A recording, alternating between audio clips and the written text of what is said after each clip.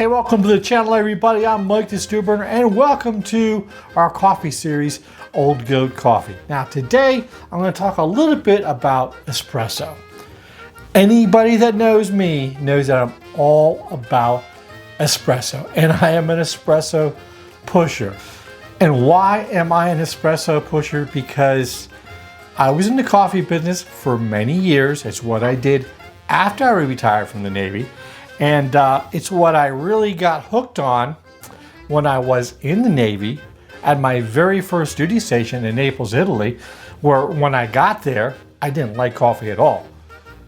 But soon after arrival, it became one of my favorite things in the world. Espresso, cappuccino, totally hooked. So that's why I'm a pusher. I'm just trying to push out what I know to be a much more flavorful coffee product than regular brewed coffee. And to prove so, when I had my shop and I would have these old timers come in and wanted a cup of coffee or just a cup of brewed coffee, and of course I would sell it to them. I had brewed coffee, and I had very good brewed coffee. I had the freshest beans. I was roasting my own. But they would always look at my big espresso machine, well actually my little one here, but at the shop I had this nice big 3-group La Cimbali, and they would look at that and go, what's that for?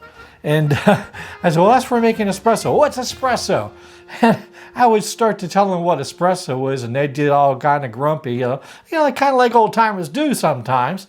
And I just want a regular cup of coffee. So I'll tell you what, I'm going to give you a free cup of coffee today. I'm going to make your day. And he goes, what? I said, I'm going to make you an Americano. He goes, what's that? Well, it's brewed coffee like you want, but it's going to be so much more flavorful because I'm going to use espresso. And the guy would kind of look at me. He's like, all right, okay.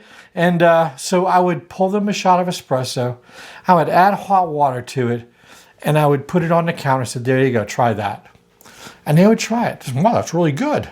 And then I would pour a regular brewed coffee out of my air pot that I had brewed, and I would give them a cup. I said, now go try that. And he would try it. And he goes, oh my God, that's like water. There you go. And from there on, I had he would drink Americanos. He wouldn't go into the single shots and knock your socks off espresso, but he understood, and that's what I would do with customers that would always kind of look at the machine like, all right, so what's all this fancy espresso all about? There you go. That's why I'm an espresso pusher. All right, so what are we going to do today? Espresso screams versatility in the coffee world because you can do so much with it. Just like I was talking about, for those that like just a regular brewed coffee, you could introduce them into a world of so much more flavorful coffee. And hot or cold, mixed with milk, mixed with other ingredients, it's so versatile. And that's what I'm going to show you today, is demonstrate the versatility of espresso by making one of my favorite drinks of the summer. It became my favorite drink last year, and that's called a shaken espresso. What's a shaken espresso? It's espresso, which we're going to pull a double shot over here. It's mixed with some brown sugar, poured over ice, shaken with some oat milk, or you could add regular milk or soy milk, whatever kind of milk you like, almond milk, and shaken in a shaker here. I got some ice in here, and then poured over ice. It is the most delightful summertime drink. I was turned on last year. I drank it all last summer. In fact, a couple of days ago, I had a meeting at the office, and my boss said, hey, so you're going to set up a coffee bar for the meeting? And they kind of, told me like late at night. So I wasn't really prepared to set up a full coffee bar, but I did make a nice big container of shaken espressos, brought them in, gave them all a sample, and they were like, whoa, this is so freaking good. So that's why I'm making this today, because it's still on my mind. Okay, so what are we going to do here? How are we going to make this drink? First of all, I got to make some espresso.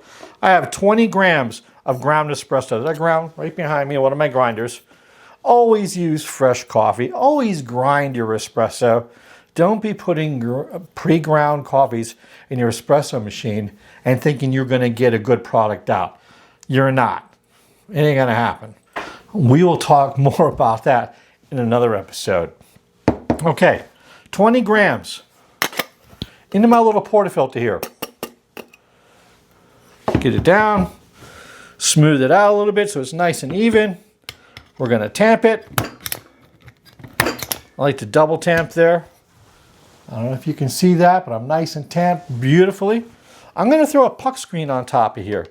The importance of a puck screen when you're pouring your espressos, that prevents coffee from getting sucked back up into the machine when you go ahead and stop the shot. So what happens when you stop a shot of espresso, some of that water is going to get sucked back up into the group head, and you don't want all that coffee getting up in there. So that's why I use a puck screen. Don't have to, but you've got to do a lot of cleaning on your portafilter constantly. All right, there we go. Now, I've got 20 grams in there. I want 40 grams out. It's like a 1-to-2 ratio. So I have my scale all set up over here. All I'm going to do is go ahead and turn it on. Once that first drop of espresso starts hitting that cup, I'm going to start timing, which it did. I actually have an automatic scale here that as soon as the water hits, as soon as the espresso hits the bottom of the cup, it starts timing. Now I'm going to shut this off right about 38. And from the time that I shut it off till it actually stops, I should hit about 40.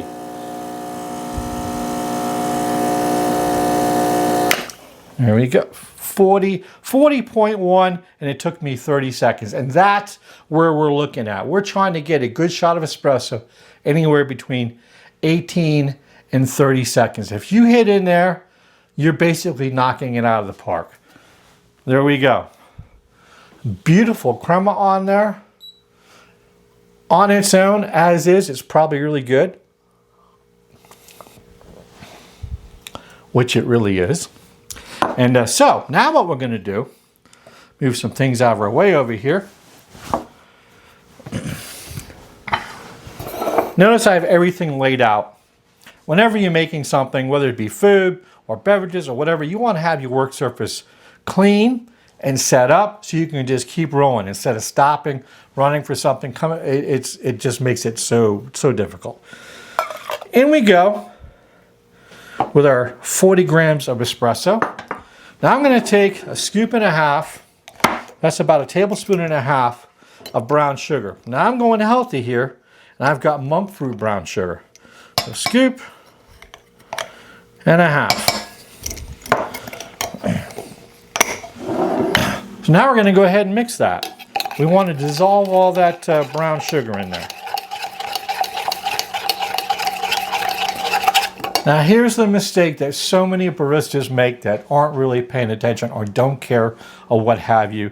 They'll take that and pour it right over the ice, and they're going to dilute the espresso. You don't want to do that. We don't want to have any dilutions.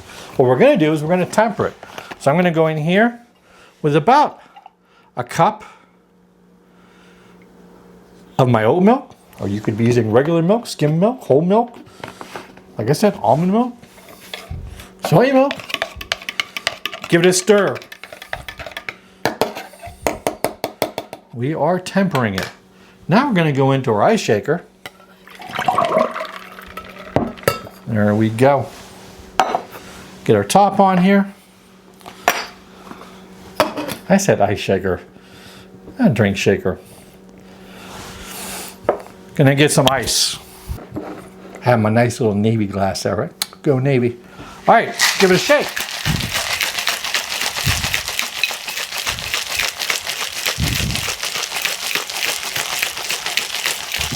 And once this is really cold, almost too cold to the touch, you know you're ready. Gonna go in there and give it a nice pour.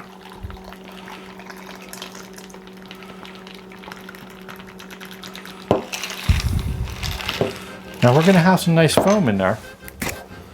And I'm gonna go ahead and stop that ice from pouring in there and finish it off with some of that foam.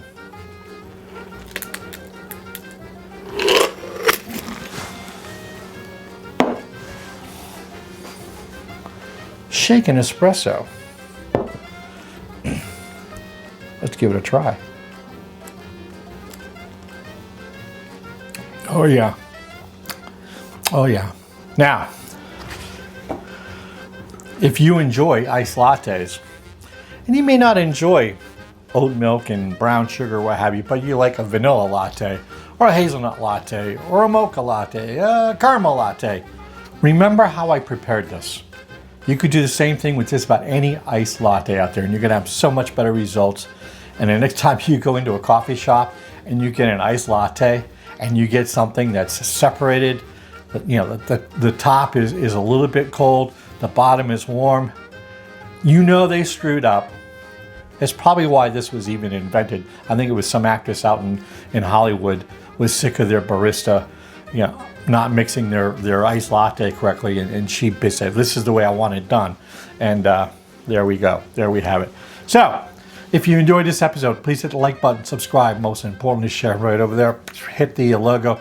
It makes it so much easier to subscribe to the channel. So until next time, hey, enjoy your iced shaken espresso, and we'll see you.